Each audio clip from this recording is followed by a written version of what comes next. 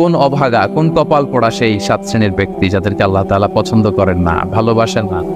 এই মর্মে তিনি কালামুল্লাহ মাজিদে ঘোষণা দিয়েছেন এবং আমরা সতর্ক হওয়ার চেষ্টা করব এই বৈশিষ্ট্য যেন কশিনকালেও কবু আমাদের মধ্যে না আসে।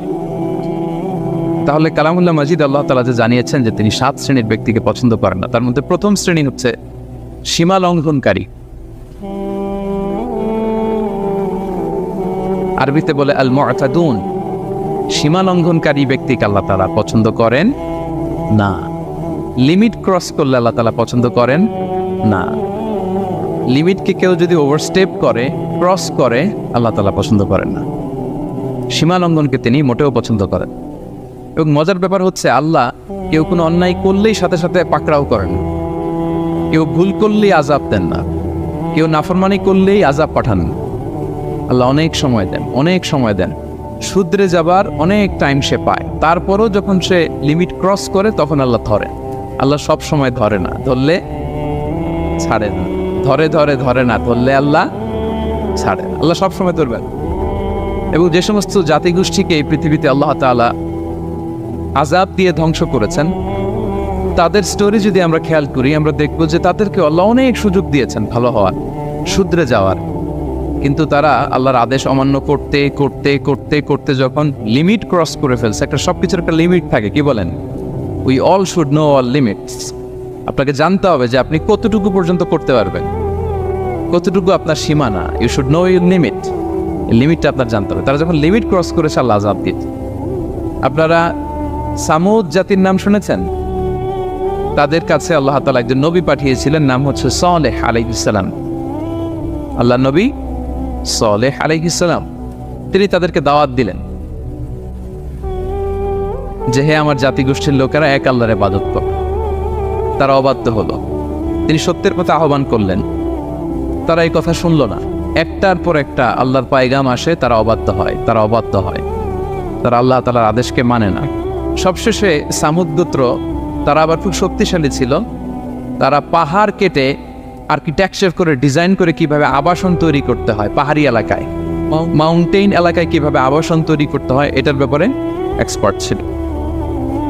তো তারা সালেহ আলাইহিস সালামকে বলল, সালেহ তুমি পাগল, তুমি জাদুকর, তুমি যে আল্লাহর কথা বলছো আমরা মানবো এক শর্তে, যদি এই পাহাড়ের ভেতর থেকে 10 মাস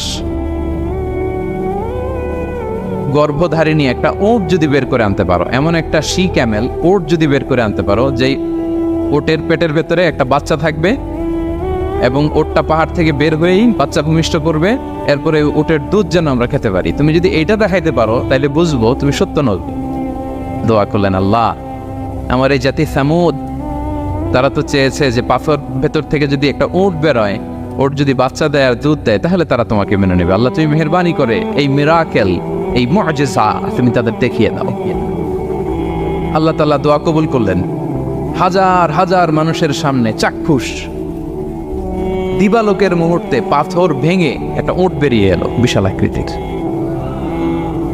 এবং 10 মাস গর্ভধারিণী ওট, সাথে সাথে এই ওট বেরিয়ে বাচ্চা প্রসব করল, এবং সাথে সাথে এই ওলান থেকে ওটের দুধ বেরোতে লাগলো। হাজার হাজার লোক এটার ওলান থেকে দুধ নিয়ে তারা তৃপ্ত হলো। আচ্ছা, এই মুহূর্তে তাদের কি করা উচিত ছিল বলেন তো? আশহাদু আল্লা ইলাহা ইল্লাল্লাহ ওয়া আশহাদু আন্না মুহাম্মাদুর রাসূলুল্লাহ ওয়া আশহাদু আন্না সালিহান নাবিয়্যুল্লাহ, এটা পড়া দরকার ছিল না? দরকার ছিল। কিন্তু তারা একের পর এক গোয়ার তুমি করতে করতে করতে করতে চাক্ষুষ দিনের বেলা এত বড় একটা মুআজিজা দেখার পরেও তারা অস্বীকার করলো। সাল্লাল্লাহু আলাইহি ওয়াসাল্লাম বললেন, তোমরা তোমাদের ওয়াদা পূরণ করো।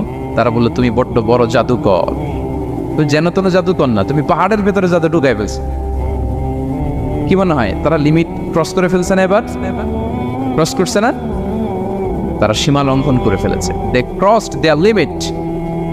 এবার তো আর ছাড় দেওয়া যায় না, কারণ আমি আপনাদের বলেছি শুরুতে যে আল্লাহ সব সময় ধরে না, কিন্তু যখন ধরে ছাড়ে না।